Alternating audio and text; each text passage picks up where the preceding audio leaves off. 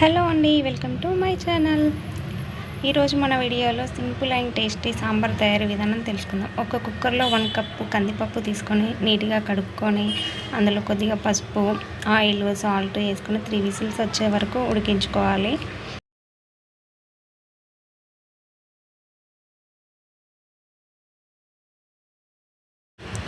ఇప్పుడు సాంబార్ చేసుకోవడం కోసం ఒక గిన్నె పెట్టుకొని గిన్నె బాగా వేడైన తర్వాత 3 స్పూన్స్ ఆయిల్ వేసుకోవాలి. ఆయిల్ వేడైన తర్వాత అందులోకి పోపు దినుసులు, 1 స్పూన్ మెంతులు, 1 ఎల్లిగడ్డ వేసుకోవాలి. బాగా వేగిన తర్వాత ఇందులోకి అన్ని కూరగాయల ముక్కలు వేసుకొని వేయించుకోవాలి.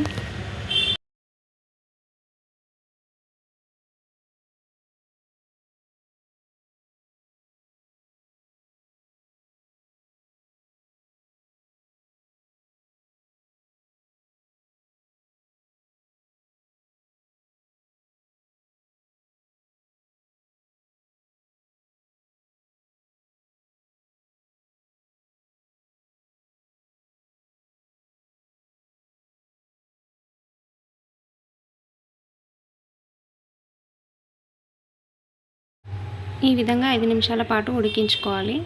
ఉడికిన తర్వాత ఇందులోకి చింతపులుసు వేసుకొని మరో 5 నిమిషాలు ఉడికించుకోవాలి. తర్వాత ఉడికించిన పప్పును వేసుకొని బాగా కలుపుకొని పులుపుకు తగ్గ వాటర్ వేసుకొని మరో 10 నిమిషాల పాటు మరిగించుకోవాలి. ఇందులోకి ఇప్పుడు సరిపడా కారం, సాంబార్ పొడి వేసుకొని మరో 10 నిమిషాల పాటు మరిగించుకోవాలి.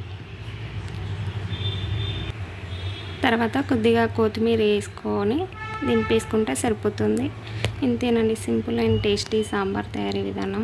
ఈ వీడియో మీకు నచ్చినట్టయితే like, share, subscribe. Thank you for watching.